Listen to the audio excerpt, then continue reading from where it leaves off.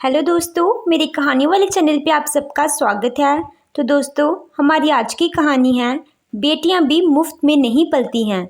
ये क्या रिया, तेरे माँ बाप को ज़रा भी शर्म नहीं आई? मेरी बेटी के जेठ जेठानी उनके घर गए थे, केवल नाश्ता करवा के भेज दिया। शगुन का लिफाफा कोई भेंट ही नहीं दी। थोड़ा तो समाज के रीति रिवाजों का मान रखना चाहिए। हमें तो इस तरह की कंगाली की ज़रा भी उम्मीद नहीं थी। ये तो अश्य की मर्जी थी, वरना ऐसे भूखे नंगे खानदान में मैं अपने बेटे की शादी नहीं करती। रिया की सास मालती जी ने तुरंत फ़ोन करके बहू को कहा। उधर से रिया बोलती है, मम्मी जी मैं अभी ज़रूरी मीटिंग में हूँ, ऑफिस में व्यस्त हूँ, शाम को आकर बात करती हूँ, आप अभी फ़ोन रखिए। और रिया अपने काम में व्यस्त हो गई। शाम को थक हार के वो घर पहुंची तो देखा सासू माँ का चेहरा फूला हुआ है और ससुर जी भी नाराज लग रहे थे। रिया चुपचाप रसोई में गई और सबके लिए चाय बनाकर ले आई। उसने चाय का कप अपनी सास को दिया और पूछा, आज रात के खाने में सब्जी क्या बनाऊं? ये सुनते ही मालती जी भड़क गई। तुझे तो बस खाने पीने की पड़ी है और आज हमारी जो नाक कट गई उसका ज़रा भी दुख नहीं है। मीनू बिटिया वहाँ रोई जा रही है कि आज भाभी के मम्मी पापा ने उनके जेठ जेठानी का बहुत अपमान किया था। वो उसे ज़िंदगी भर नहीं भूलेगी और भाभी से बात भी नहीं करेगी। रिया हैरान थी, मगर ऐसा क्या हो गया? उसके मम्मी पापा तो कभी किसी का अपमान नहीं करते हैं। क्यों बहू, सुबह जो तुझे फ़ोन पर कहा तुझे समझ नहीं आया क्या?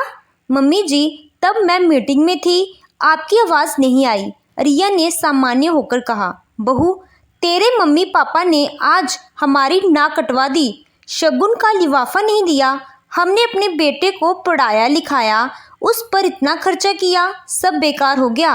आज तेरे माँ बाप मीनू के ससुराल वालों को लिफाफा नहीं दे सकते थे। सारी जिंदगी पैसा खर्च किया ताकि हमें ऐसे दिन देखने पड़े। सोचा था बेटों पर लाखों इन्वेस्ट कर दिए, अब जब बहू आएगी तो उसके मायके वाले मेरे संबंधियों को देते रहेंगे। मेरा बेटा तो तुझे मुफ्त में मिल गया, शादी में भी ज़्यादा खर्च नहीं किया और अब भी शगुन नहीं देते हैं। मैं तो भिखारियों के ही पल्ले पड़ गई, मेरे तो लाखों रुपए ही बर्बाद हो गए। तुम क्या जानो बेटों को पालने में कितना खर्चा होता है। उन्हें पढ़ाओ और बहुएं मुफ्त में ले जाती हैं और उसके माँ बाप खर्चा भी नहीं करते हैं।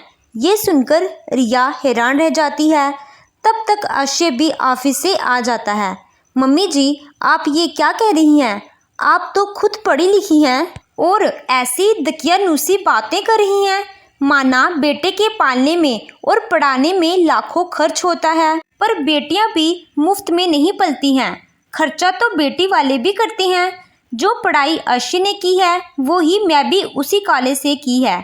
जो फीस अश्य की आपने भरी है वही फीस मेरे मम्मी पापा ने भी भरी है। खर्चा यहाँ बराबरी का नहीं बल्कि ज़्यादा ही हुआ है। बेटियों के रहन सहन पर भी बेटों से अधिक खर्चा होता है। फिर शादी का खर्चा, फिर शादी में इतना लेन देन का खर्चा, शादी के बाद हर पहले त्योहार पर खर्चा, ससुराल वालों को देने का खर्चा, ये सब भी तो एक बेटी वाला करता है। फिर भी ससुराल एक ऐसा कुआं है जो कभी भरता ही नहीं है। फिर आपके बेटे की कमाई तो सीधी आपको मिल रही है, पर मैं तो वो भी अपने मम्मी पापा को नहीं दे सकती क्योंकि आपका समाज इसकी भी इजाज़त नहीं देगा। मम्मी जी, मैं भी मुफ्त में पली और पढ़ी नहीं हूँ। अब एक एक बार सबको शगुन का लिफाफा दे तो दिया है, और कितना और कब तक देंगे? मुझे पढ़ाने और शादी करने में मम्मी पापा खाली हो गए हैं। उनका अपना भी बुढ़ापा है, तो वो कब तक पैसे देते रहेंगे? मैंने ही उन्हें अपनी कसम दी थी कि वो अब मेरे ससुराल से कोई भी आए 1 रुपये का भी लिफाफा नहीं देंगे। मम्मी पापा ने उनका खूब स्वागत सत्कार किया था, अच्छा सा नाश्ता करवाया। क्या ये काफ़ी नहीं था? अगर लिफाफा देने से ही मान बढ़ता है तो उन्हें घर के बाहर से ही लिफाफा देकर लौटा देते, तो क्या इससे उनका मान बढ़ जाता?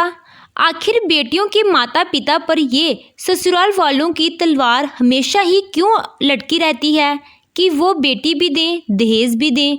हर त्योहार पर भी दें, जब बेटी जाए तब भी दें, जब वो बेटी के घर आए तब दें, हमेशा बस देते ही रहें। ससुराल वालों की भूख कभी खत्म ही नहीं होती है। अब तो बेटियां कमाने लगी हैं, फिर भी स्थिति में कोई बदलाव नहीं आया है। बहू कमाकर भी दे और उसके मम्मी पापा भी जीवन भर देते ही रहें।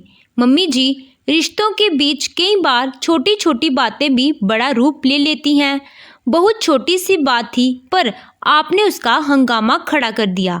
मेरे दिल में आपकी जो इज्जत थी वो कम हो गई है। इतने दिनों तक मैं चुप थी, पर आज जब मेरी जुबान खुली है तो मैं ये भी कह देती हूँ, अब से मेरी आधी सैलरी मेरे मम्मी पापा के पास जाएगी, क्योंकि उन्होंने भी तो मुझे पालने में लाखों खर्च किए हैं। आपको आपका बेटा देता है तो मैं भी अपने मम्मी पापा को दूंगी। अक्षय रिया की बात से सहमत हो जाता है और मालती जी आगे कुछ नहीं कह पाती हैं, क्योंकि जब बेटा ही बहू की तरफ है तो वो माँ की गलत बातों को क्यों मानेगा। दोस्तों, समाज के बहुत बड़े वर्ग की अभी भी यही सोच है। आजकल की पढ़ी लिखी नौकरी पेशा लड़कियों को इस बात पर बदलाव लाना चाहिए। तो दोस्तों, आपको रिया का ये फैसला कैसा लगा कि वो अपनी आधी सैलरी अपने मायके भेजेगी? अपने विचार कमेंट द्वारा हमारे साथ ज़रूर शेयर करें। और अगर कहानी अच्छी लगी हो तो वीडियो को लाइक कीजिएगा, चैनल पे नए हो तो चैनल को सब्सक्राइब कीजिएगा। Thank you.